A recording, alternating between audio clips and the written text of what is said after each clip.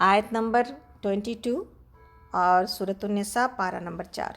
اور جن عورتوں سے تمہارے باپ یعنی والد نکاح کر چکے ہوں ان سے ہرگز نکاح نہ کرو، مگر جو پہلے ہو چکا سو ہو چکا۔ در حقیقت ایک بے حیائی کا فعل ہے، ناپسندیدہ ہے اور برا چلن ہے۔ پہلے زمانے میں یہ ہوتا تھا کہ جو باپ کی منکوحہ عورتیں ہوتی تھیں نا، ان کے ساتھ بیٹے نکاح کر لیا کرتے تھے، نعوذ باللہ۔ تو اب یہ بات ہمیشہ کے لیے کہ جس کے ساتھ باپ نے نکاح کر رکھا ہے وہ اب بیٹے کے ساتھ اس کا نکاح نہیں ہوگا۔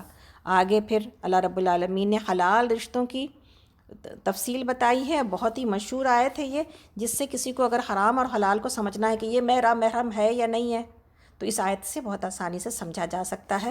محرم کی لسٹ بنا دی اللہ تعالیٰ نے اور بتا دی یہاں پر تم پر حرام کی گئی ہیں تمہاری مائیں، بیٹیاں، بہنیں، پھوپھیاں، خالائیں، بھتیجیاں، بھانجیاں، اور تمہاری وہ مائیں جنہوں نے تم کو دودھ پلایا ہو، اور تمہاری دودھ شریک بہنیں، اور تمہاری بیویوں کی مائیں یعنی ساسیں۔ اور بہت سارے لوگ پوچھتے ہیں کیا ساس اپنے داماد کے ساتھ حج پہ جا سکتی ہے؟ جا سکتی ہے، اس لیے کہ وہ محرم ہے اپنے داماد کی، اور اس کو ماں بنا دیا گیا ہے، اس کے داماد کا ماں بنا دیا گیا ہے، اس لیے یہ رشتہ تو ہے۔ اسی طرح سسر اپنے بہو کا باپ بنا دیا جاتا ہے۔ تو تمہاری بیویوں کی مائیں یعنی تمہاری ساسیں، اور تمہاری بیویوں کی لڑکیاں جنہوں نے تمہاری گودوں میں پرورش پائی ہے، یعنی پہلے شوہر کی وہ بیٹیاں جن کو لے کے اگر کوئی عورت کہیں پر کسی مرد سے شادی کرتی ہے، اس کی وہ جو پہلے شوہر کی بیٹی ہے وہ بھی، اس کے لیے بھی اس کا باپ جو ہے نا وہ محرم ہوتا ہے، اس لیے کہ شادی نہیں ہو سکتی اس بچی کے ساتھ۔ ان بیویوں کی لڑکیاں جن سے تمہارا تعلق زن و شو ہو چکا ہے، اور یعنی ظاہر ہے ان بیویوں کی لڑکیاں، یہاں پر بھی بات آ گئی وہی بات ہے، ورنہ اگر صرف نکاح ہوا ہو اور تعلق زن و شو نہ ہوا ہو تو انہیں چھوڑ کر ان کی لڑکیوں سے نکاح کر لینے میں تو ان پر کوئی مواخذہ نہیں ہے۔ اور تمہارے ان بیٹوں کی بیویاں جو تمہارے صلب سے ہوں، اور یہ بھی تم پر حرام کیا گیا کہ ایک نکاح میں 2 بہنوں کو جمع کرو، مگر جو پہلے ہو گیا سو ہو گیا۔ اللہ بخشنے والا اور رحم کرنے والا ہے۔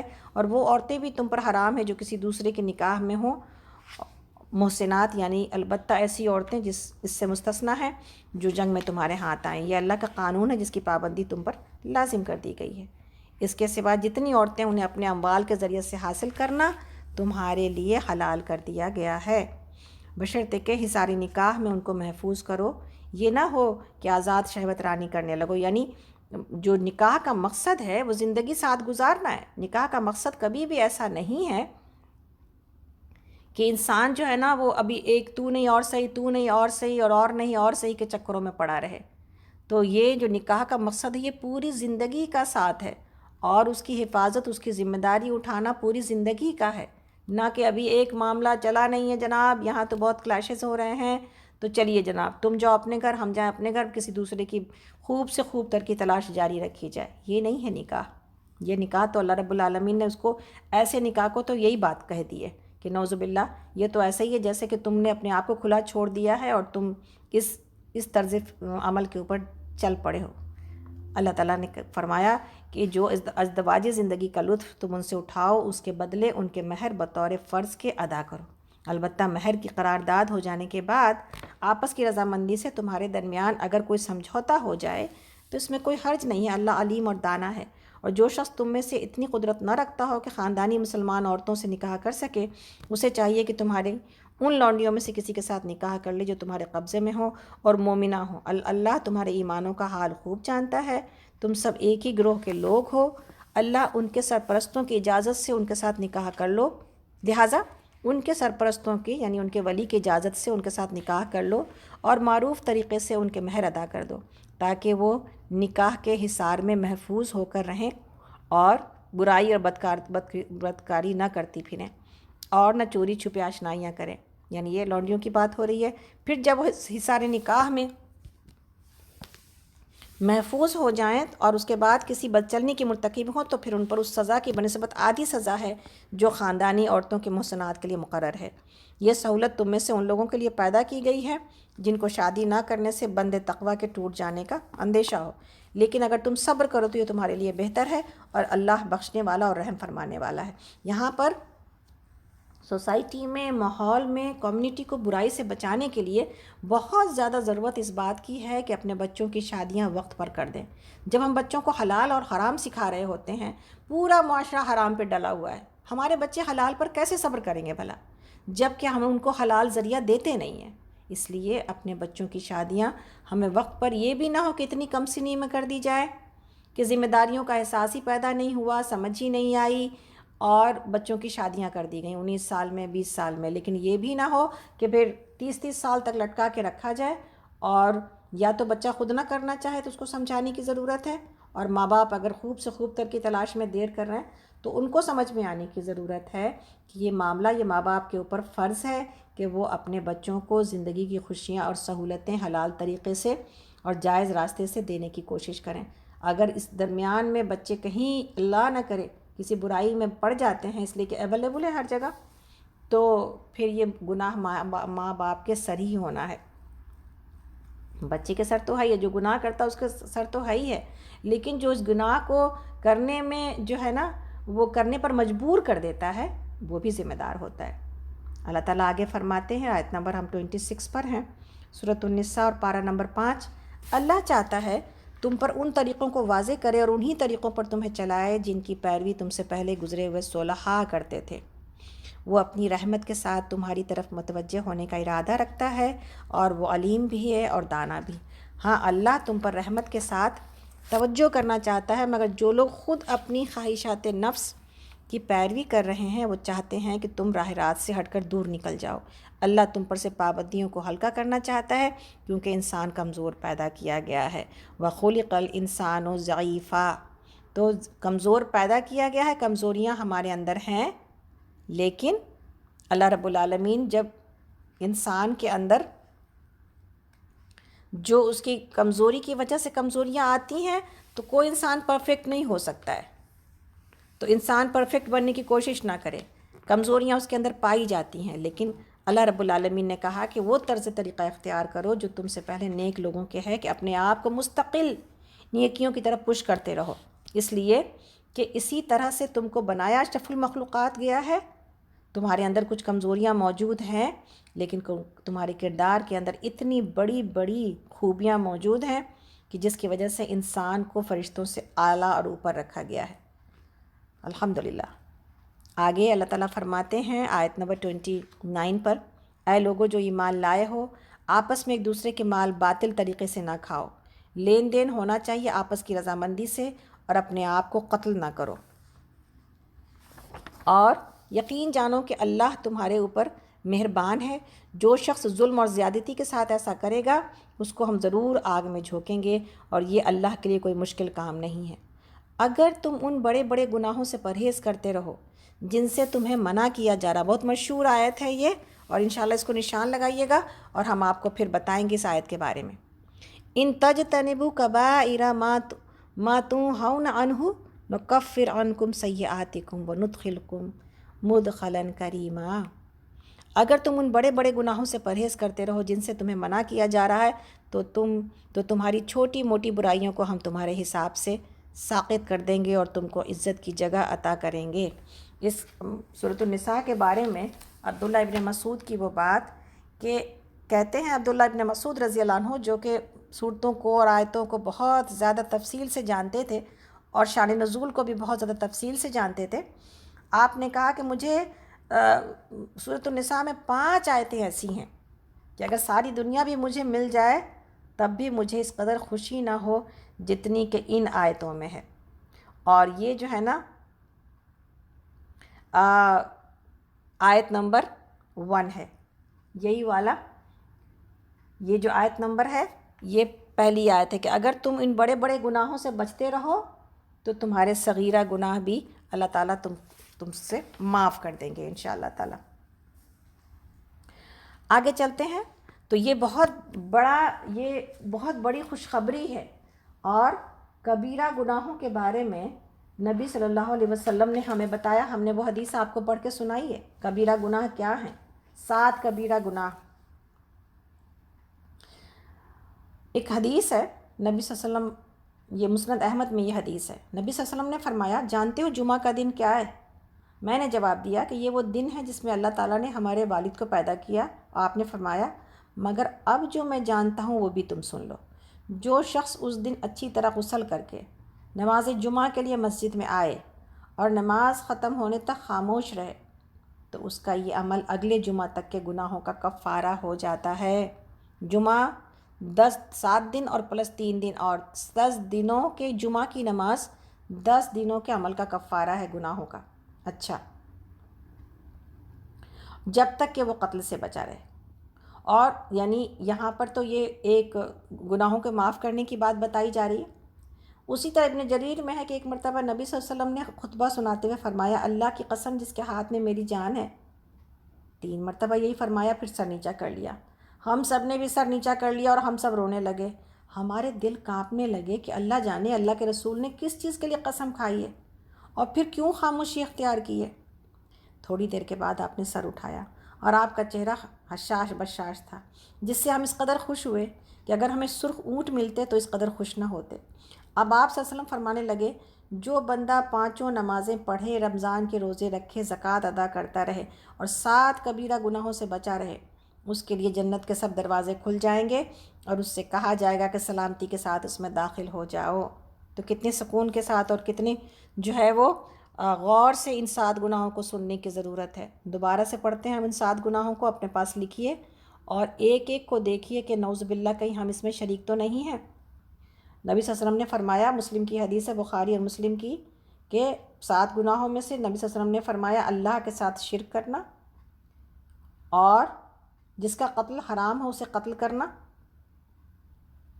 جادو کرنا، سود کھانا، یتیم کا مال کھانا، اور میدان جنگ سے کفار کے مقابلے میں پیٹھ دکھانا، اور بھولی بھالی پاک دامن عورتوں کو تہمت لگانا۔ اور ایک روایت میں جادو کے بدلے ہجرت کر کے پھر واپس اپنے دیس میں قیام کر لینا ہے، اور ایک روایت میں جو ہے وہ والدین کی نافرمانی کرنا، یہ بھی کبیرہ گناہوں میں سے ایک گناہ ہے۔ تو یہ جو باتیں آپ کو اور ہم کو سنائی جاتی ہیں، اس میں بہت ساری جگہوں پر اللہ کا شکر ہے الحمدللہ ہم محفوظ ہیں، لیکن کہاں کہاں پر کون سی چیز جس میں داخل ہونے کی گنجائش موجود رہتی ہے، اس سے بچنے کی بہت زیادہ ضرورت ہے۔ جب لوگوں کے بارے میں زبان سے باتیں کرتے ہیں نعوذ باللہ، تو اس سے کتنا اجتناب کرنے کی ضرورت ہے نا۔ جب ہم شرک کے کسی ایسے مرحلے میں داخل ہو جاتے ہیں جس کو سمجھتے نہیں کہ شرک ہے، لیکن جیسے کل ہی ہم بتا رہے تھے، اب ہم میں سے جو انڈیا پاکستان کے لوگ ہیں، ہم نے کب یہ بات جانی تھی؟ ہمیں تو مولوی ملاؤں نے تعویذ پہ ڈال رکھا تھا، ہمارے پاس تو تعویذ گنڈے کوئی مشکل ہے، تعویذ پہن لو مشکل آسان ہو جائے گی۔ ہم نے کب یہ بات سمجھی؟ اب سمجھی ہے ہم نے یہ بات الحمدللہ رب العالمین، کہ تعویذ کا لٹکانا گلے میں یا باندھنا ہاتھ میں یہ شرک ہے، یہ شرک ہے۔ آپ میں سے جو کوئی ابھی بھی اس کو جو ہے وہ کر رہا ہے، وہ یہ بات جان جائے اللہ رب العالمین نے۔ اچھا، ہم کہیں گے کہ تعجب ہوتا ہے کہ شرک کیوں ہے؟ قرآن ہی کی تو آیتیں باندھی جاتی ہیں، قرآن ہی تو ہاتھوں میں امام زابن باندھا جاتا ہے، قرآن ہی کی تو آیتیں باندھی جاتی ہیں، لٹکائی جاتی ہیں، شرک کیوں ہو گیا؟ اسی سے بتایا جاتا ہے کہ آیت الکرسی کی لاکٹ پہننا یا اللہ کا لاکٹ پہننا یہ صحیح نہیں ہے۔ اللہ رب العالمین نے اس کو اپنے نام کو یا اپنی جو ہے نا آیتوں کو اپنے جسم میں لٹکانے سے باندھنے سے منع فرمایا ہے، اور اس کو شرک کہا ہے۔ اور حدیث میں یہاں تک الفاظ ہیں جس کا مفہوم یہ ہے کہ جس کسی نے اس کو باندھا یا تعویذ لٹکائی، اچھا پہنا یہ جاتا ہے یا باندھا جاتا ہے اللہ کی حفاظت کے لیے، لیکن حدیث کے الفاظ یہ ہیں کہ جس کسی نے یہ حرکت کی، اللہ رب العالمین اپنی حفاظت اٹھا لیتے ہیں اور اسے اسی دھاگے کے، اسی تعویذ کے حوالے کر دیتے ہیں۔ تو آپ یہ دیکھیں اور ہم یہ دیکھیں کہ اتنی بڑی بات کے بعد بھی اگر ہم یہ کام کرتے ہیں تو پھر شرک ہوا نا۔ تو اسی طرح جو شگن لینا یا قسمت کا حال معلوم کرنا جو عام باتیں ہیں، یہ سب کچھ شرک ہے، اس سے بچنے کی ضرورت ہے۔ انشاءاللہ تعالیٰ کبھی ہم پھر سے عقیدہ پڑھائیں گے آپ لوگوں کو، تاکہ یہ جو عقیدے کی خرابیاں ہمارے اندر آ گئی ہیں، جن کو ہم شرک سمجھتے ہی نہیں ہیں اور شرک میں مبتلا رہتے ہیں، اس سے بچا جا سکے۔ انشاءاللہ تعالیٰ آپ لوگ ہمیں یاد دلائیے گا، نماز نبوی کے بعد انشاءاللہ تعالیٰ آپ لوگوں کو ہم عقیدہ پڑھائیں گے انشاءاللہ تعالیٰ۔ تو آگے چلتے ہیں۔ خوشخبری کتنی بڑی ہے، جس کے بارے میں عبداللہ ابن مسعود رضی اللہ عنہ نے کہا کہ پوری دنیا کے مقابلے میں یہ آیات میرے لیے بہت زیادہ قیمتی ہیں اور بہت زیادہ خوشی ہے، جبکہ اللہ رب العالمین نے کہا کہ اگر تم بڑے گناہوں سے بچو گے تو چھوٹے گناہ تو تمہارے ہم ایسے ہی معاف کر دیں گے، اور آگے اللہ تعالیٰ فرماتے ہیں، آیت نمبر ہم لوگ اس وقت 32 پر ہیں، سورۃ النساء اور پارہ نمبر 5 ہے۔ اور جو کچھ اللہ نے تم میں سے کسی کو دوسروں کے مقابلے میں زیادہ دیا ہے اس کی تمنا نہ کرو۔ جو کچھ مردوں نے کمایا ہے اس کے مطابق ان کا حصہ ہے، اور جو کچھ عورتوں نے کمایا ہے اس کے مطابق ان کا حصہ ہے۔ ہاں، اللہ سے ان کے فضل کی دعا مانگتے رہو، یقیناً اللہ ہر چیز کا علم رکھتا ہے۔ تو آپ میں سے جو لوگ جیسے دیکھتے ہیں نا کہ ہمارے لیے بھی ہوتا ہے کہ عورتوں کا ذکر قرآن میں کم ہے، تو ام سلمہ نے رضی اللہ عنہ جو ہمیشہ یہ سوال پوچھ لیا کرتی تھی نبی صلی اللہ علیہ وسلم سے، ام سلمہ نے نبی صلی اللہ علیہ وسلم سے سوال کیا کہ یا رسول اللہ تعالیٰ قرآن میں عورتوں کی ہجرت کا ذکر نہیں کرتے؟ تو یہ آیت نازل ہوئی جس میں عورتوں کے مشکلات کو، عورتوں کی مشقت کا الگ سے ذکر کیا گیا۔ اس لیے کہ جب کم کہتے ہیں نا، اللہ تعالیٰ کم کا صیغہ جو ہے وہ مردوں کے لیے، میل کے لیے استعمال ہوتا ہے نا، اور کننا ہے عورتوں کے لیے۔ تو جب کم کہا جاتا ہے تو عربی کا یہ مزاج یہ ہے کہ جب کم کہا جائے ساروں کے لیے تو اس کے اندر عورت اور مرد سارے شامل ہوتے ہیں۔ لیکن پھر اللہ رب العالمین نے یہ آیت نازل کی کہ جو مردوں نے کمایا ہے اس میں ان کا حصہ ہے، اور جو عورتوں نے کمایا ہے اس کے مطابق ان کا حصہ ہے۔ اور جو ام سلمہ تھیں، انہوں نے اس لیے اس بات کا سوال اس لیے اٹھایا تھا کہ وہ پہلی خاتون تھیں مہاجر خاتون میں سے جو مدینہ آئیں ہجرت کر کے، سبحان اللہ، تو وہ پہلی مہاجرہ تھیں۔ اس لیے ان کے دل کو یہ ہوا کہ ہماری محنت کا ذکر نہیں ہو رہا یہاں پر، ہر دفعہ مہاجر مردوں کی بات ہو رہی ہے۔ اور اللہ رب العالمین نے ان کو جواب دے دیا، الحمدللہ۔ اللہ تعالیٰ فرماتے ہیں، ہم لوگ اس وقت آیت نمبر 33 میں ہیں، اور ہم نے اس ترکے کے حقدار مقرر کر دیے ہیں جو والدین اور رشتہ دار چھوڑیں۔ اب رہے وہ لوگ جن سے تمہارے عہد و پیمان ہو تو ان کا حصہ انہیں دو، یقیناً اللہ ہر چیز پر نگران ہے۔ اہل عرب میں کیا ہوتا تھا کہ یہ طریقہ ہوتا تھا کہ دوستی اور بھائی چارہ کی وجہ سے وہ کچھ وعدے کر لیا کرتے تھے ایک دوسرے کے، کہ وہ میراث میں کچھ حصہ ان کو دے دیا کرتے تھے۔ تو اس لیے ان کو جہاں اللہ رب العالمین نے ان سے منسوخ کر دیا کہ منہ بولے بیٹے کا کوئی وہ حصہ نہیں ہے، وہیں پر اس بات کو کہ اگر کسی کے ساتھ کسی نے کوئی عہد باندھ لیا تھا تو اس کے عہد کو ضرور پورا کرنا چاہیے۔ آگے اللہ تعالیٰ فرماتے ہیں جو کہ مشہور آیت آ رہی ہے اس وقت، آیت نمبر ہم 34 پر ہیں، مرد عورتوں پر قوام ہیں اس بنا پر کہ اللہ نے ان میں سے ایک کو دوسرے پر فضیلت دی ہے، اور اس بنا پر کہ مرد اپنے مال خرچ کرتے ہیں، بس جو صالح عورتیں ہیں وہ اطاعت شعار ہوتی ہیں، مردوں کے پیچھے اللہ کی حفاظت اور نگرانی میں ان کے حقوق کی حفاظت کرتی ہیں، اور جن عورتوں سے تمہیں سرکشی کا اندیشہ انہیں سمجھاؤ، خوابگاہوں میں ان سے علیحدہ رہو اور مارو، پھر اگر وہ تمہاری مطیع ہو جائیں تو خواہ مخواہ ان پر دست درازی کے لیے بہانے تلاش نہ کرو، یقین رکھو کہ اوپر اللہ موجود ہے جو بڑا اور بالا تر ہے۔ اور اگر تم لوگوں کو کہیں میاں بیوی کے تعلقات بگڑ جانے کا اندیشہ ہو تو ایک حکم مرد یعنی فیصلہ کرنے والا مرد کے رشتہ داروں میں سے اور ایک عورت کے رشتہ داروں میں سے مقرر کر دو، اور وہ دونوں اصلاح کرنا چاہیں گے تو اللہ ان کے درمیان موافقت کی صورت نکال دے گا، اللہ سب کچھ جانتا ہے اور باخبر ہے۔ تو یہاں اس آیت میں بہت خوبصورت بات بتائی گئی ہے کہ جس کی اللہ رب العالمین نے اپنی شریعت میں جو طریقہ رکھا ہے فیملی کا، اور جو ایک فیملی کو چلانے کے لیے جو اصول بنایا ہے، اس میں مردوں کو ایک درجہ اوپر دیا گیا ہے، اور مردوں کو ایک درجہ اس لیے اوپر دیا گیا کہ مرد بنا ہی گئے ہیں باہر کے کاروبار اور دنیا کو چلانے کے لیے۔ آپ دیکھیں کہ مردوں میں ہی نبوت آئی ہے، عورتوں میں نبوت نہیں آئی۔ اب یہ اللہ نے ہمیں جس کام کے لیے بنایا ہے ہم اسی کام پر رہیں گے انشاءاللہ تو ہماری بقا اور خیر ہے۔ اب اللہ نے ہمیں امامت کیوں نہیں دی، اللہ نے ہمیں نبوت کیوں نہیں دی؟ اس لیے کہ ہمیں اس کام کے لیے نہیں بنایا گیا۔ جس کام کے لیے بنایا گیا ہے وہ چیز اسی کام میں استعمال ہوتی، اسی میں خیر ہے۔ تو مرد عورتوں سے افضل ہیں، یہی وجہ ہے کہ نبوت مردوں میں رہی ہے، اسی طرح امامت مردوں میں رہی ہے، اسی طرح یہ جو فضیلت ہے یہ اللہ رب العالمین نے یہاں پر اور کھول کے بتا دیا کہ اس بنا پر کہ مرد اپنے مال خرچ کرتے ہیں۔ تو چونکہ یہ سسٹم فیملی سسٹم اسی طرح بنایا گیا کہ باہر کی ذمہ داری مردوں کو دی گئی، کمانے کی ذمہ داری، اور ہمیں اور آپ کو گھر چلانے کی ذمہ داری دی گئی۔ اور ہم میں سے اکثریت ایسی ہے اس وقت کہ جس میں کہ لوگ جو ہے نا کہ ہم اپنے شوہروں کی کمائی کے اوپر آرام کر رہے ہیں ان کے گھروں میں بیٹھ کر کے، تو پھر قوامیت کو تسلیم کرنا بہت ضروری ہے۔ اللہ رب العالمین نے وجہ بیان کر دی کہ اگر وہ اتنا ہی محنت کرتا ہے تمہارے لیے تو پھر تم اس کی بات کو مانو، اور ایک اچھی فیملی کے لیے، ایک اچھے خاندان کے لیے جو اللہ رب العالمین نے جو ہمارے اوپر ذمہ داری ڈالی ہے، اس کو بہت ضرورت ہے اس بات کی کہ انسان اس کو سمجھے، اس لیے کہ آج کے دور میں یہ سب کچھ نہیں سمجھ میں آتا ہے، ہمیں بھی نہیں آ رہا، اور ہم جیسی عورتوں کو بھی نہیں آ رہا جو انڈیا پاکستان کے ماحول سے اپنے دادا دادی، اپنی نانی دادی کو دیکھ کے آئے ہیں، اپنے ماؤں کو، اپنے خالاؤں کو، یا اپنی فیملی میں لوگوں کو پیچھے دیکھ کے آئے ہیں، انہیں بھی اب یہاں آزادی کی ہوا لگنے کے بعد یہ بات نہیں سمجھ میں آتی ہے کہ اسلام ہمیں کیسا دیکھنا چاہتا ہے۔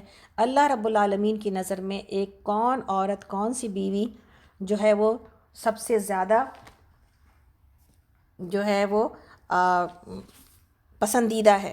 نبی صلی اللہ علیہ وسلم نے فرمایا، حدیث سن لیتے ہیں انشاءاللہ تعالی، بہتر وہ عورت وہ ہے کہ جب اس کا خاوند اس کی طرف دیکھے تو وہ اسے خوش کر دے، اور جب حکم دے تو بجا لائے، اور جب کہیں باہر جائے تو اپنے آپ کو، اپنی ذات کو برائی سے روکے رکھے، اور اپنے شوہر کے مال کی حفاظت کرے۔ پھر آپ نے یہی آیت تلاوت فرمائی، اور آپ نے فرمایا میرے لیے اور آپ کے لیے کتنی بڑی خوشخبری ہے، اس چھوٹی سی برداشت کے اندر کہنے کو تو مشکل لگتی ہے کہ بھائی اتنے سال پوری زندگی انسان کسی کی جو ہے وہ خواہش کے مطابق زندگی گزارنے کا پابند کر دیا جائے، ہے نا، لیکن مگر فریڈم کتنی بڑی ملنی ہے آگے آپ کو اور ہم کو۔ جنت میں ہمیں جو فریڈم ملنی ہے انشاءاللہ، ہم اس کے اوپر پہلے یہ حدیث پڑھتے ہیں پھر اس فریڈم کے اوپر آتے ہیں، اس لیے کہ بہت ساری عورتوں کو ابھی بھی یہ بات کلیئر نہیں ہے، حالانکہ میرے پروگرام کو سالہ سال سے سنتی ہیں، مگر ہماری بہت ساری اپنی دوستوں کو بھی یہ بات کلیئر نہیں ہے ابھی تک۔ انشاءاللہ تو ہم اس نقطے کی طرف آئیں گے، پہلے آپ کو یہ حدیث سناتے ہیں۔ مسند احمد کی حدیث ہے، آپ صلی اللہ علیہ وسلم نے فرمایا جب کوئی عورت 5 وقت کی نماز ادا کرے، ٹھیک ہے، گنتے جائیے گا کتنے کام ہیں جو کرنے ہیں، اور پھر آگے انجام کیا ہے اور رزلٹ کیا ہے اور ملنا کیا ہے ہمیں اور آپ کو۔ رمضان کے روزے رکھے، اپنی شرمگاہ کی حفاظت کرے، اپنے خاوند کی فرما برداری کرے۔ ایک چیز اور ایڈ کر لے، اس لیے کہ زبان کی خرابی کی وجہ سے جائے گی جہنم میں، تو زبان کی بھی حفاظت کرے اپنی شرمگاہ کی حفاظت کے ساتھ۔ تو اس سے کہا جائے گا کہ جنت کے جس دروازے سے تم چاہو جنت میں چلی جاؤ، جس دروازے سے چاہو جنت میں چلی جاؤ، سبحان اللہ، جس دروازے سے چاہو جنت میں چلی جاؤ، یہ مقام، یا جنت میں چلے جاؤ، یہ مقام ملنا ہے۔ ابو بکر صدیق رضی اللہ عنہ کے بارے میں ہے کہ آپ کو نبی صلی اللہ علیہ وسلم نے کہا کہ جس دروازے سے چاہو چلے جانا، اس لیے کہ ہر دروازہ تم کو پکار رہا ہوگا۔ اب میں سے کون ہے جو ابو بکر صدیق کا ایمان جس کے پاس موجود ہو اور وہ عمل موجود ہو، اتنی مشقت موجود ہو، لیکن یہ 5 کام آسانی کے ساتھ کیے جا سکتے ہیں، تھوڑی مشکل ہے، اللہ کی جنت آسان نہیں ہے۔ تو فریڈم کیا ہے؟ یہ غلامی جو اللہ کی ہے اس کو، اور یہ جو شوہروں کے تحت رہنے کی بات ہے اس کو اگر قبول کر لیا جائے تو جنت انشاءاللہ تعالی ملے گی نا۔ جنت میں فریڈم ہے، وہ فریڈم جو ہم امریکن لائف اسٹائل میں حاصل نہیں کر سکے، وہ فریڈم کیا ہے؟ جنت میں فریڈم یہ ہے کہ ہر عورت اپنی مرضی کا شوہر چوز کرے گی۔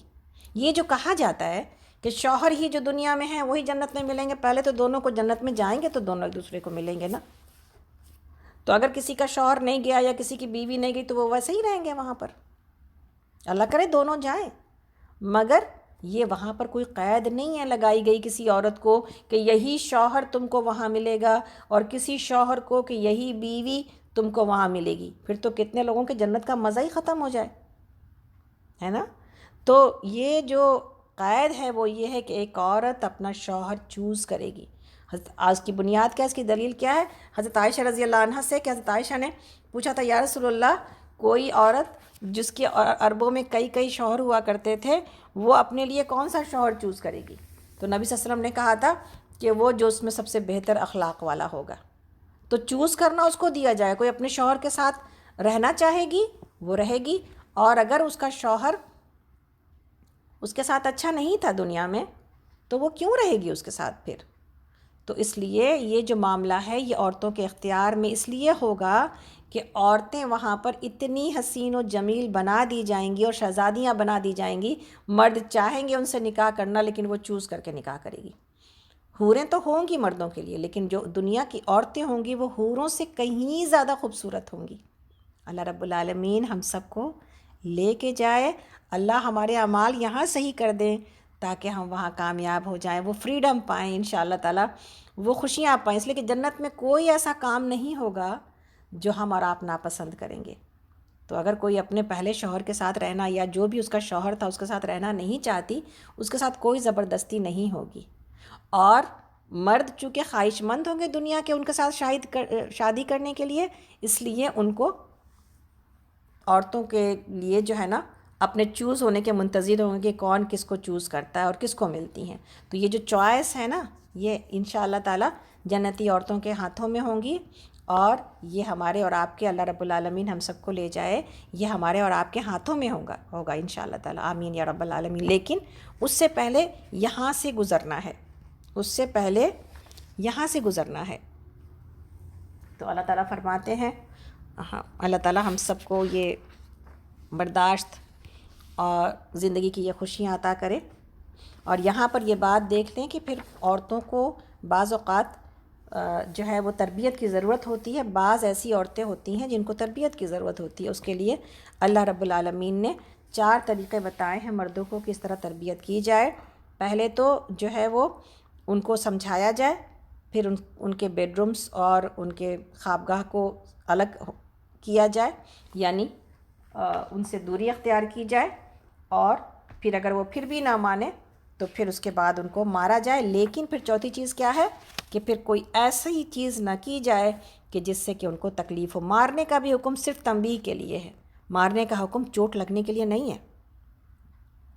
تو ان تینوں تدبیروں کی اجازت دی گئی ہے، اور نبی صلی اللہ علیہ وسلم نے بیویوں کے مارنے کی جب کبھی اجازت دی تو وہ ناگواری کے ساتھ ہی دی ہے، اور پھر بھی اسے ناپسندی فرمایا ہے۔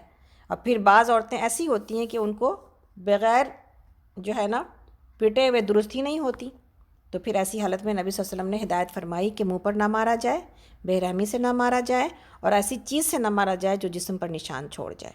ٹھیک ہے، تو انشاءاللہ امید ہے کہ ہم بھائی مارنے کا حکم شیطان عورتوں کو ہے، نیک عورتوں کو تھوڑی نہ ہے۔ تو ہم میں سے کوئی تکلیف میں نہ پڑ جائے کہ اللہ رب العالمین نے مارنے کا حکم کیوں دیا شوہروں کو، ہمیں تھوڑی دیا ہے، شیطان عورتوں کو دیا، جن کو تو واقعتاً مردی کیا ہمیں بھی مارنے کا دل چاہتا ہے، عورتوں کو بھی ایون پٹائی کرنے کا دل چاہتا ہے، اس لیے کہ ان کی شیطانیت کی وجہ سے پورا خاندان، پوری فیملی تباہی کے دروازے پر آ کے کھڑی ہو جاتی ہے۔ تو پھر ایسی عورتوں کو جو کہ کسی طرح درست ہونے کا نام ہی لے لیتی، ان پر سختی کی جائے گی۔ اولاد کو نہیں پیٹا جاتا، پھر کیا، اولاد کو اگر پیٹا جاتا ہے اور ماں باپ جو ہے نا ان کو اجازت دی گئی ہے کہ اولاد کی تربیت کی جائے، تو بالکل اسی طرح مرد قوام ہے، ان کو یہ اجازت دی گئی ہے کہ اپنی بیویوں کو سدھاریں تاکہ فیملی کے اندر فساد نہ برپا ہو۔ تو انشاءاللہ تعالی ہمیں امید ہے کہ یہ نقطہ سمجھ میں آ گیا اور ہمارا آپ تکلیف میں نہیں چلے گئے انشاءاللہ تعالی۔ تو چلیے آگے چلتے ہیں۔ اس وقت آیت نمبر 36 پر ہیں ہم لوگ، اور سورۃ النساء اور پارہ نمبر 5 ہے 5۔ اور تم سب اللہ کی بندگی کرو، اس کے ساتھ کسی کو شریک نہ بناؤ، ماں باپ کے ساتھ نیک برتاؤ کرو۔ اب دیکھیں اصلاح کا کام کیسے کیا جا رہا ہے کہ اب اللہ کی بندگی کرنا یعنی شرک سے بچا رہنا، اور ماں باپ کے ساتھ نیک برتاؤ کرو، قرابت داروں اور یتیموں اور مسکینوں کے ساتھ حسن سلوک سے پیش آؤ، اور پڑوسی رشتہ دار سے، اجنبی ہمسایہ سے، پہلو کے ساتھی سے اور مسافر سے۔ اللہ اکبر، کتنا اخلاق درست کیا جا رہا ہے میرا اور آپ کا، پہلو کے ساتھی اور مسافر سے، اور ان لونڈی غلاموں سے جو تمہارے قبضے میں ہوں۔ احسان کا معاملہ رکھو، یقین جانو اللہ کسی ایسے شخص کو پسند نہیں کرتا جو اپنے آپ میں مغرور ہو اور اپنی بڑائی پر فخر کرے، اور ایسے لوگ بھی اللہ کو پسند نہیں ہیں جو کنجوسی کرتے ہیں اور دوسروں کو بھی کنجوسی کی ہدایت کرتے ہیں، اور جو کچھ اللہ نے اپنے فضل سے انہیں دیا ہے اسے چھپاتے ہیں۔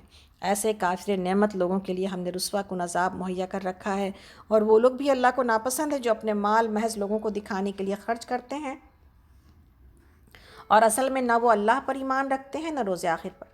سچ یہ ہے کہ شیطان جس کا رفیق ہوا اسے بہت ہی بری رفاقت میسر آئی، آخر ان لوگوں پر کیا آفت آ جاتی۔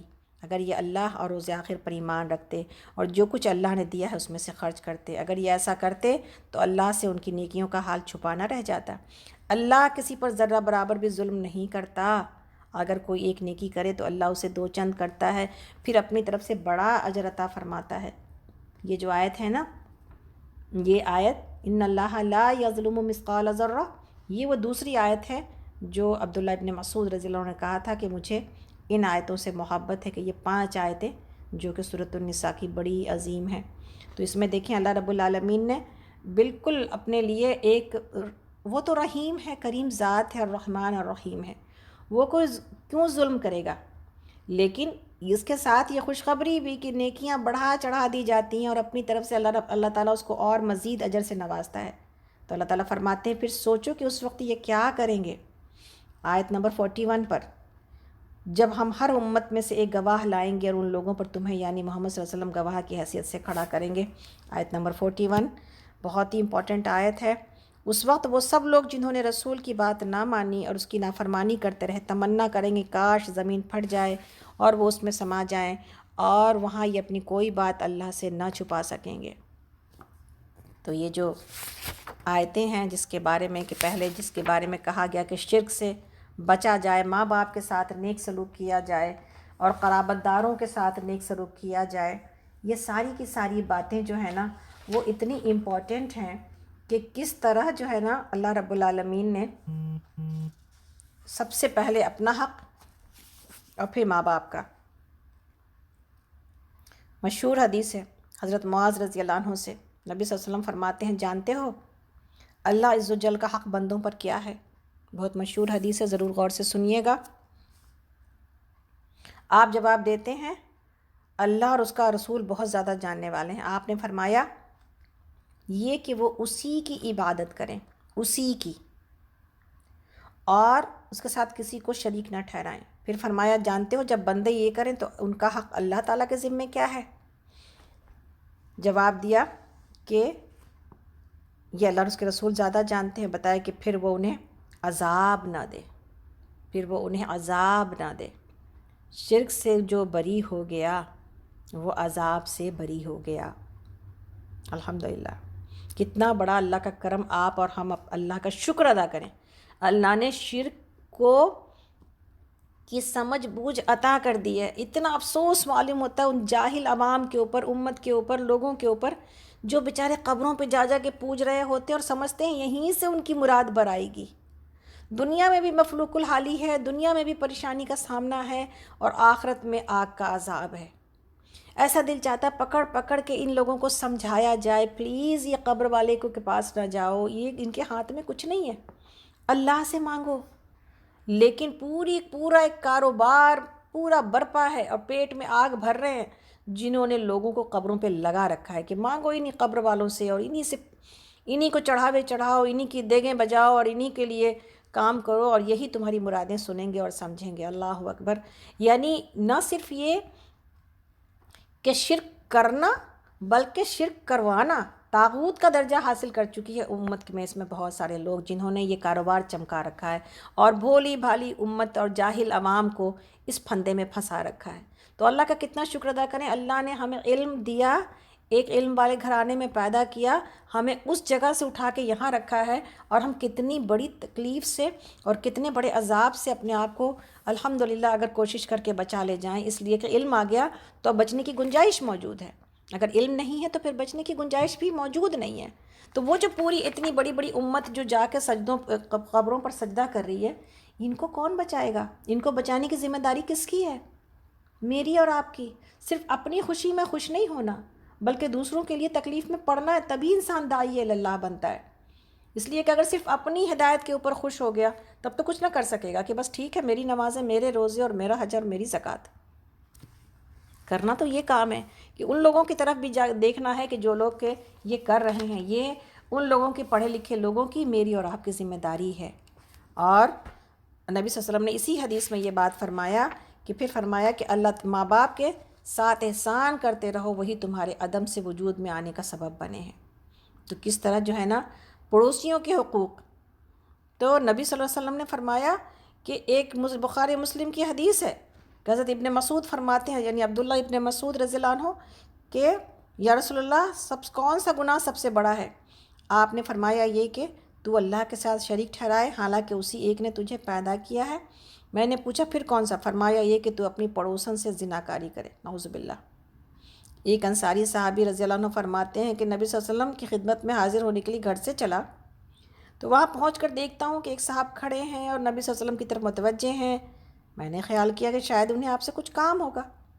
نبی صلی اللہ علیہ وسلم کھڑے ہیں، ان سے باتیں ہو رہی ہیں، بڑی دیر ہو گئی، یہاں تک کہ مجھے آپ کے تھک جانے کا خیال نے بے چین کر دیا۔ بہت دیر کے بعد آپ لوٹے اور میرے پاس آئے۔ میں نے کہا یا رسول اللہ، اس شخص نے تو آپ کو بہت دیر کھڑا رکھا، میں تو پریشان ہو گیا، آپ کے پاؤں تھک گئے ہوں گے۔ آپ صلی اللہ علیہ وسلم نے فرمایا اچھا تم نے انہیں دیکھا؟ میں نے کہا ہاں خوب اچھی طرح دیکھا۔ فرمایا جانتے ہو وہ کون تھے؟ وہ جبرائیل علیہ السلام تھے، مجھے پڑوسیوں کے حقوق کی تاکید کرتے رہے، یہاں تک کہ ان کے حقوق بیان کیے کہ مجھے کھٹکا ہو گیا کہ غالباً آج تو پڑوسی کو وارث ہی ٹھہرا دیں گے۔ مسند احمد کی مشہور حدیث ہے۔ سبحان اللہ۔ تو آپ دیکھیں کہ کس طرح جو ہے نا پڑوسیوں کے حق کو بتایا گیا ہے۔ اسی طرح ایک اور حدیث ہے، نبی صلی اللہ علیہ وسلم نے فرمایا پڑوسی 3 قسم کے ہیں۔ ہم ان باتوں کو زیادہ اس لیے بتا رہے ہیں آپ کو کہ یہ ہمارے اوپر ذمہ داریاں ہیں، سیکھنے کی ضرورت ہے۔ ہم میں سے کون ہے جس کے پڑوسی نہیں ہیں؟ اس کو کتنی توجہ سے سنا جائے گا۔ مسلمانوں کے اخلاق کا جو آج حال ہے، ہم اور آپ خوش ہوتے ہیں کہ ہم مسلمانوں کے محلے میں جا کے رہیں، اور جا کے جب وہاں پر تکلیفیں آتی ہیں تو ہمیں حیرت ہوتی ہے کہ ہم مسلمانوں کے محلے میں آ کے ہم نے کیا پایا۔ کوئی کسی سے بات تک کرنا گوارا نہیں کرتا، اس قدر مگن ہے، اور یہاں پہ آ کے اس درجے سیلف سینٹرڈ ہیں کہ کسی کی طرف توجہ نہیں ہے، اور ہمیں کیسا بنایا گیا ہے، سبحان اللہ۔ تو نبی صلی اللہ علیہ وسلم نے فرمایا پڑوسی 3 قسم کے ہیں، 1 حق والے یعنی سب سے نیچے والے، 2 حق والے اور 3 حق والے۔ 1 حق والا وہ ہے جو مشرک ہو، ہمارے پاس کتنے گورے ہیں، اور اس سے رشتہ داری نہ ہو، ٹھیک ہے نا۔ دوسرا حق والا وہ ہے جو مسلمان ہو اور رشتہ دار نہ ہو، اور 1 حق تو اسلام کا ہے، دوسرا حق پڑوس کا ہے، اور 3 حق والا وہ ہے جو مسلمان بھی ہو، پڑوسی بھی ہو اور رشتہ دار بھی ہو۔ حضرت عائشہ صدیقہ رضی اللہ عنہ فرماتی ہیں کہ رسول صلی اللہ علیہ وسلم نے ارشاد فرمایا کہ انہوں نے نبی صلی اللہ علیہ وسلم سے پوچھا کہ میرے 2 پڑوسی ہیں، میں ایک کو ہدیہ بھیجنا چاہتی ہوں تو کسے بھیجواؤں؟ آپ نے فرمایا جس کا دروازہ قریب ہو۔ اللہ اکبر۔ تو گویا کہ آپ نبی صلی اللہ علیہ وسلم نے ایک اور حدیث ہے جس میں کہ وہ ایمان والا نہیں ہے، وہ ایمان والا نہیں ہے، وہ ایمان والا نہیں ہے۔ 3 بار صحابہ ڈر گئے، یا رسول اللہ کون ایمان والا نہیں ہے؟ آپ صلی اللہ علیہ وسلم نے فرمایا وہ جس کی تکلیف سے اس کا پڑوسی محفوظ نہیں ہے۔ اللہ اکبر، ایمان سے خارج کر دیا گیا۔ تو یہ کتنی تکلیف دہ بات ہے، انسان کو اپنے پڑوسیوں کے بارے میں بہت زیادہ ڈرتے رہنے کی ضرورت ہے، اور وقت نکال کر اپنے پڑوسیوں کے لیے کچھ کرتے رہنے کی ضرورت ہے، اس لیے کہ اس کی بڑی تاکید کی گئی ہے۔ غلاموں کے بارے میں اتنا ہمارا دین جو نوکر چاکر ہیں اس کی اتنی تاکید کرتا ہے، اللہ اکبر، قربان جائیں اللہ رب العالمین پر جس نے غریب اپنے بندوں کی اتنی فکر کی اور اتنا سکھایا ہے لوگوں کو۔ مسلم کی حدیث میں ہے، عبداللہ بن عمر رضی اللہ عنہما نے ایک مرتبہ داروغہ سے فرمایا کہ کیا غلاموں کو تم نے ان کی خوراک دے دی؟ اس نے کہا اب تک نہیں دی۔ فرمایا جاؤ دے کر آؤ۔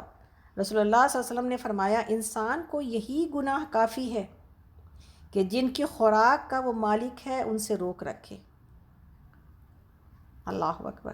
ہمارے پاس انڈیا پاکستان میں جب تک نوکر کو دیا نہیں جاتا جب تک بڑے لوگ کھا نہیں لیتے۔ اب بڑے لوگ تو اپنی مستی میں کھاتے نہیں ہیں، تو پھر نوکروں کو لٹکا کے رکھا جاتا ہے کہ پہلے وہ سب لوگ کھائیں، پھر اس کے بعد نوکروں کا کھانا نکالا جائے۔ وہ بیچارے محنت مزدوری کر کے تھک کے بھوکے ہوتے ہیں، ان کو کھانا نہیں دیا جاتا۔ تو یہ گناہ کے لیے یہی کافی ہے کہ انسان کی کہ جس کی خوراک کا وہ مالک ہے اس سے روک رکھے۔ ہم ہمیشہ کبھی اپنے یعنی زپی کے لیے، اپنی بلی کے لیے جب ہم نے یہ حدیث پڑھی تھی، ہمیشہ ہم کو اس بات کی فکر لگی ہوتی ہے اللہ اکبر اس کا کھانا اس کا پانی نہ کم ہو جائے، اس لیے کہ اس کا کھانا پانی میرے ذمے ہے، کوئی ایسی بات نہ ہو جائے جس کی وجہ سے وہ تکلیف میں چلی جائے۔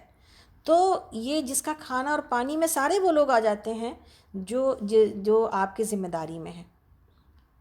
صرف غلام ہی نہیں ہے، مسلم کی ایک حدیث میں ہے کہ غلاموں کا حق یہ ہے کہ اسے کھلایا پلایا پہنایا اڑھایا جائے اور اس کی طاقت سے زیادہ کام اس سے نہ لیا جائے۔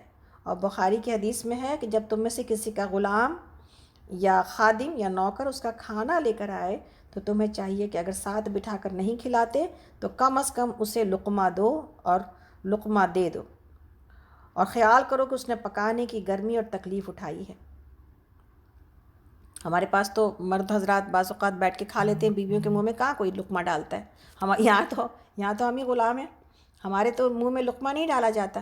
تو یہاں پر یہ بتایا جا رہا ہے یہ حکم ہے غلاموں کے لیے، تو پھر بیوی تو اس سے ایک درجہ آگے ہے، بیویاں تو اس سے ایک درجہ آگے ہیں۔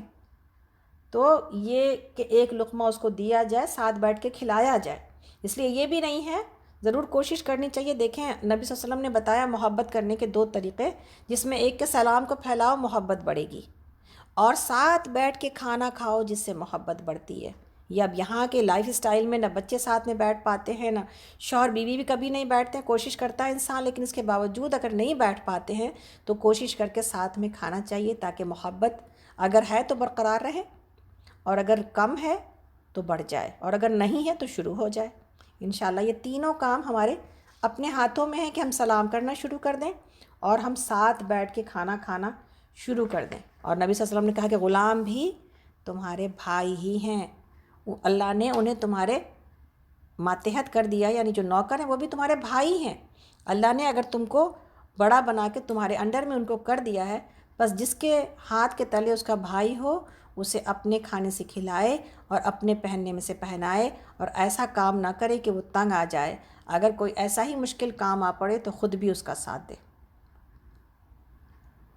تو حضرت ابو ذر غفاری رضی اللہ عنہ کے بارے میں ہے کہ وہ ایک دفعہ ایسی ملاقات ہوئی کہ انہوں نے اپنے غلام کے ساتھ ایک ہی کپڑا پہنا ہوا تھا۔ تو جب لوگوں نے پوچھا ایسا کیسے، تو آپ نے کہا نبی صلی اللہ علیہ وسلم سے میں نے یہ کہ جو خود پہنے وہ اپنے غلام کو پہنائے۔ تو یہ کتنا بڑا درس ہے اس دین کا، اور کتنی بڑی مساوات ہے، اور کتنا انسانی حقوق کا خیال ہے۔ سبحان اللہ، اگر ہم یہ نہیں کرتے تو ہم ہی اسلام کو بدنام کرتے۔ اسلام نے تو ہمیں بہت ہی خوبصورت اور بہترین جو ہے نا وہ نصیحتیں دی ہیں اللہ رب العالمین نے انسانی اعتبار سے۔ اللہ تعالیٰ فرماتے ہیں کہ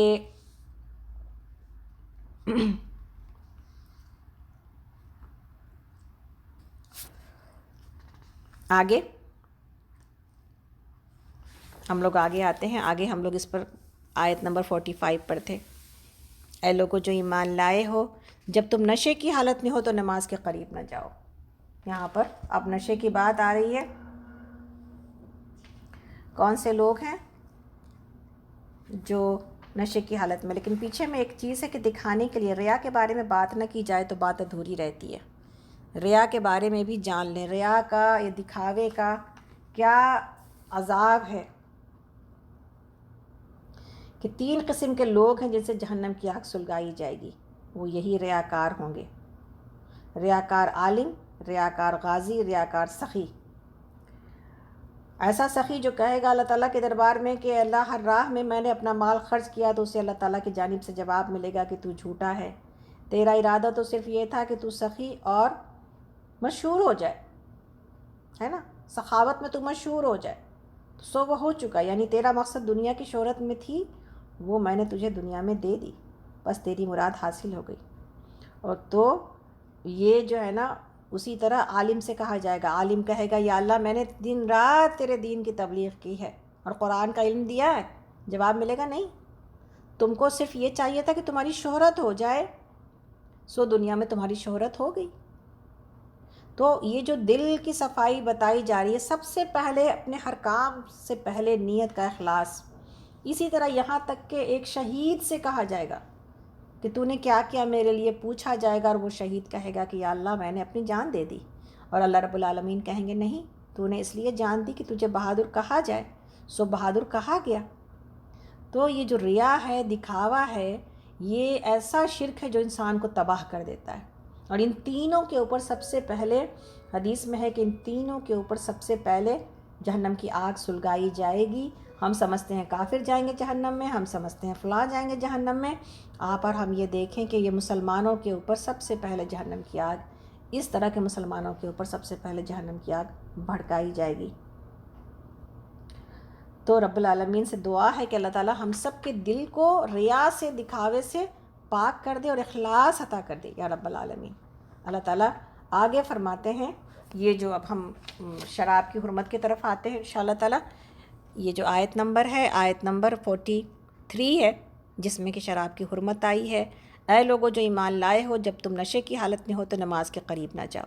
نماز اس وقت پڑھنی چاہیے جب تم جانو کہ کیا کہہ رہے ہو، اور اسی طرح جنابت کی حالت میں بھی نماز کے قریب نہ جاؤ جب تک کہ غسل نہ کر لو، الا یہ کہ راستے سے گزرتے ہو، اور کبھی ایسا ہو کہ تم بیمار ہو یا سفر میں ہو، یا تم میں سے کوئی شخص جو ہے اپنی ضرورت پوری کر کے آئے، یا تم نے عورتوں سے لمس کیا ہو اور پھر پانی نہ ملے تو پاک مٹی سے کام لو، اس سے اپنے چہروں اور ہاتھوں پر مسح کر لو، بے شک اللہ نرمی سے کام لینے والا اور بخشش فرمانے والا ہے۔ تو یہاں پر دوسری یہ آیت ہے شراب کے سلسلے میں، جیسا کہ آپ سب جان رہے ہیں شراب کی حرمت تدریجاً اور گریجولی نازل ہوئی۔ شراب کے بارے میں پہلے کہا گیا کہ اس کے اندر برائی زیادہ ہے اور بھلائی کم ہے، وہاں پہلی رکاوٹ دل کے اندر ڈالی گئی۔ کچھ صحابہ تو اسی وقت سے شراب سے دور رہنے لگے، لیکن پھر جب اب دوسرا حکم یہ دیا جا رہا ہے کہ اب نشے کی حالت میں نماز کے قریب بھی نہ جاؤ، تو اب یہاں پر روکا جا رہا ہے کہ یہ بات سمجھ میں آ رہی ہے کہ شراب ایسی چیز ہے کہ اگر انسان اگر پی رکھی ہے کسی نے تو اللہ کی عبادت نہیں کی جا سکتی۔ تو اب یہ دوسری رکاوٹ دل کے اندر ڈالی جا رہی ہے، اور رکاوٹ جو ڈالی گئی ہے اس میں جو ریزن بیان کیا گیا ہے، اس میں ریزن یہ بیان کیا گیا کہ تم کو چاہیے کہ جب تم نماز پڑھ رہے ہو تو تم جانو کہ تم کیا کہہ رہے ہو۔ اگر یہ ریزن کہیں پر بھی آج میرے پاس بن جاتا ہے، میرا کوئی خیال، کوئی میری زندگی کی سوچ یا کوئی اور مصروفیت، تو وہ ایک الگ نشہ ہے، وہ ایک الگ نشہ ہے کہ جس نشے میں انسان اتنا مست ہے دنیا کی مصروفیتوں میں، دنیا کی پلاننگ میں، دنیا کے کاموں میں، کہ یہ چھوٹتا ہی نہیں ہے نماز کی حالت میں بھی، اور انسان یہ نہیں جان پاتا کہ وہ اپنی زبان سے کیا ادا کر رہا ہے۔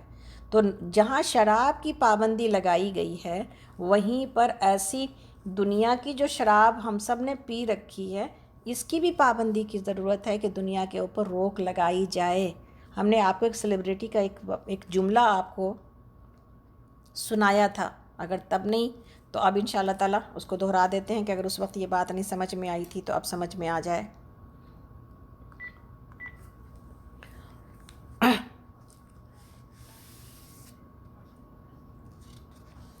اور وہ جملہ کیا تھا؟ جملہ یہ تھا کہ میں 10 منٹ صبح کے وقت میں میڈیٹیشن کے لیے اپنے لیے لیتا ہوں، اور جب یہ 10 منٹ اپنے لیے لیتا ہوں تو پھر میں یہ بھول جاتا ہوں کہ دنیا کہیں پر ایگزسٹ کرتی ہے۔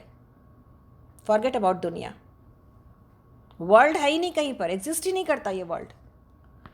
دنیا کے عام آدمی اپنے آپ کو روحانی طور پر اسپریچولی اسٹرانگ کرنے کے لیے یہ کریں، اور ہم جسے دنیا میں معراج عطا کی گئی ہے کہ تمہارا اللہ تمہارے سامنے ہے، تمہارا مقام اتنا بلند کر دیا گیا ہر نماز میں کہ تمہارا رب تمہارے سامنے موجود ہوتا ہے، تمہارے سورہ فاتحہ کا جواب دیتا ہے، تم سے مخاطب ہوتا ہے، وہ دنیا کے فکروں میں لگا رہے، تو پھر آپ اور ہم یہ دیکھیں کہ پھر ہم کہاں کھڑے ہیں۔ دنیا کے بھی لوگوں کے مقابلے میں شاید نہیں کھڑے، جو دنیا چاہتے ہیں وہ دنیا میں کہاں تک لے جاتے ہیں اپنے آپ کو، کتنا اسٹرانگ بنا لیتے ہیں اپنے آپ کو دنیا کے میں جو ہے وہ آگے کامیابی حاصل کرنے کے لیے۔ ہمارے لیے تو ہماری طاقت کے لیے یہ نماز ہمیں دی گئی ہے، تو اللہ تعالیٰ نے یہاں یہ بتایا۔ اس کے بعد ہمیں یہ آیت تیمم ہے جو کہ نازل ہوئی کہ تم پاک مٹی سے کر لو، یہ پہلی آیت ہے جو کہ مسلمانوں کے اوپر نازل ہوئی، اور یہ بھی آیت جو نازل ہوئی ہے یہ سہولت یہاں سے پر، یہ سہولت مسلمانوں کو حضرت عائشہ رضی اللہ عنہ کا وہ واقعہ ہم سب جانتے ہیں اس کے سلسلے میں، جو اس کا شان نزول ہے کہ جب حضرت عائشہ رضی اللہ عنہ کا ہار گم ہو گیا اور مسلمان پورے جو لوگ تھے صحابہ، ان کو اس ہار کی تلاش میں نبی صلی اللہ علیہ وسلم نے پورے مسلمانوں کو روک دیا تھا، قافلے کو، تو قافلے والے میں سے بعض لوگوں نے آ کے ابوبکر صدیق رضی اللہ عنہ سے شکایت کی کہ دیکھیں آپ کی بیٹی کی وجہ سے ہمیں یہاں پہ پڑاؤ ڈالنا پڑ رہا اور یہاں پر پانی موجود نہیں ہے، ہم فجر کی نماز میں کیا کریں گے معاملہ۔ تو حضرت ابوبکر صدیق رضی اللہ عنہ نے آ کے حضرت عائشہ رضی اللہ عنہ کو سخت سست بھی کہا، اور حدیث میں یہ بھی موجود ہے کہ نبی صلی اللہ علیہ وسلم آپ کے پیروں کے اوپر، زانوں کے اوپر سر رکھ کے سو رہے تھے اور آپ بیٹھی ہوئی تھی. تو ابو بکر صدیق نے غصے میں آپ کے پیٹ میں کچوکی بھی لگایا کہ یہ تم نے کیا کیا جس کی وجہ سے مسلمانوں کے پورے مسلمان اتنی بڑی مشکل میں جو ہے نا پڑ چکے ہیں کہ اب ان کے پاس پانی نہیں ہے، تو اب آگے نماز کیسے پڑھی جائے گی. کہ اللہ رب العالمین نے یہ آیت نازل کی، اور پھر لوگ آ کے ابو بکر صدیق رضی اللہ عنہ کو مبارکباد دینے لگے کہ تمہاری آپ لوگوں، آپ کی فیملی کی وجہ سے ہمیشہ ہمارے مسلمانوں کو برکت کا سامنا کرنا، برکت ملی ہے، اور یہ اتنی بڑی سہولت اللہ رب العالمین نے ہمارے اوپر ڈال دی کہ وہ لوگ جو کہ پانی کی تنگی میں ہمیشہ مبتلا رہے تھے، ان کے لیے یہ مٹی سے تیمم کر لینے کی سہولت یہ بہت بڑی سہولت تھی کہ جس سے پورے مسلمان قافلے نے اور پورے مسلمانوں کی گروپ نے اور جماعت نے خوشیاں منائی کہ الحمدللہ کہ اب اس سے ہماری مشکل آسان ہوگی، چاہے وضو کا معاملہ ہو چاہے غسل کا معاملہ ہو. تیمم کی اب یہ تیمم کر لینا یہ کافی ہو گیا. اور پھر جب صبح کے وقت میں جب یہ قافلہ کوچ کرنے کے لیے جب اس اونٹ کو اٹھایا گیا جو کہ بیٹھا ہوا تھا، جو حضرت عائشہ رضی اللہ عنہ کا اونٹ تھا، اس کے نیچے ہی سے پھر وہ ہار بھی برآمد ہو گیا. تو اللہ رب العالمین نے ایک وجہ بنا دی، حضرت عائشہ کے وجہ سے برکت کا سبب بنا دیا کہ کس طرح ان کی بڑائی اور ان کی برکت اور ان کے خاندان کے، ان کے والد کی برکت مسلمانوں کے اوپر شروع دن سے تھی. تیمم کا مطلب کیا ہوتا ہے؟ تیمم کا مطلب ہوتا ہے ارادہ کرنا اور قصد کرنا ہے کہ جب پانی نہ ملے یا پانی ملے لیکن پاک نہ ہو. 3 شرائط ہیں تیمم کے کہ پانی نہ ملے ڈھونڈنے کے باوجود، پانی ملے تو پاک نہ ہو، اور تیسری چیز ہے کہ پانی تو موجود ہے لیکن انسان مریض ہے اور پانی کو استعمال کرنے سے اس کے مرض میں اضافہ ہو جائے گا، تب تیمم کی اجازت موجود ہے. اور تیمم کا طریقہ یہ ہے کہ ایک دفعہ مٹی کے اوپر ہاتھ جو ہے وہ ڈالا جائے اور مٹی کو ہاتھ لگایا جائے، اور پھر اپنے دونوں ہاتھوں سے اپنے چہروں کے اوپر مسح کر لیا جائے اور مل لیا جائے، اور پھر اسی ہاتھ سے جو ہے اپنے دونوں کلائیوں تک اس مٹی کے ہاتھ کو پھیر لیا جائے. تو گویا کہ بس اتنی ہی جو ہے نا ضرورت ہے تیمم کے لیے. یہ وضو کے لیے بھی کفایت کر جاتا ہے اور کافی ہو جاتا ہے، اور یہی غسل کے لیے بھی کافی ہو جاتا ہے. تو تیمم کا طریقہ یہ ہے کہ اپنے دونوں ہاتھوں کو مٹی پر رکھا جائے اور مٹی ملی جائے، اور اس کے بعد زائد مٹی کو اور زیادہ مٹی کو جھاڑ لیا جائے، پھر انہی ہاتھوں کو سے اپنے چہرے کو مسح کر لیا جائے، اور انہی ہاتھوں سے اپنے دونوں ہاتھوں کو کلائیوں تک، کہنیوں کی ضرورت نہیں ہے، صرف کلائیوں تک. اور اس کے بعد اس میں مسح کی بھی ضرورت نہیں، اس میں کچھ اور پیر کی بھی ضرورت نہیں. بس اتنی سہولت کے ساتھ انشاءاللہ تعالیٰ یہ تیمم ڈن ہو جاتا ہے اور اس کے ساتھ نماز پڑھی جا سکتی ہے. اللہ رب العالمین نے پوری امت کے لیے، قیامت تک کے لوگوں کے لیے بہت بڑی سہولت ہمارے لیے فراہم کر دی ہے. لیکن تیمم کے لیے ویلڈ ریزن ہونا ضروری ہے. کوئی یہ نہ کہے کہ مجھے سردی لگ رہی ہے تو میں تیمم کر لوں. اگر اس کو سردی لگنے کی وجہ سے تیمم اس کے لیے ویلڈ نہیں ہوگا. سردی میں تکلیف کے باوجود سردی میں بہترین وضو کرنا احسن وضو ہے، اور اس کے بعد ایک نماز سے دوسرے نماز کے انتظار میں رہنا، جیسے کل بات ہو رہی تھی وہی بات ہے. تو اتنا بڑا اجر موجود ہے اس اجر کی وجہ سے، اس لیے کہ ہمارے پاس سردیوں میں گرم پانی تو گرتے ہی ہے نا. تو یہ تو کوئی وجہ نہ ہوئی کہ کوئی انسان یہ کہے کہ مجھے سردی لگتی ہے تو میں تیمم کر کے نماز پڑھ لیتی ہوں. ویلڈ نہیں ہے تیمم، اس لیے کہ پانی موجود ہے اور گرم پانی بھی موجود ہے. آگے چلتے ہیں ہم لوگ انشاءاللہ تعالی.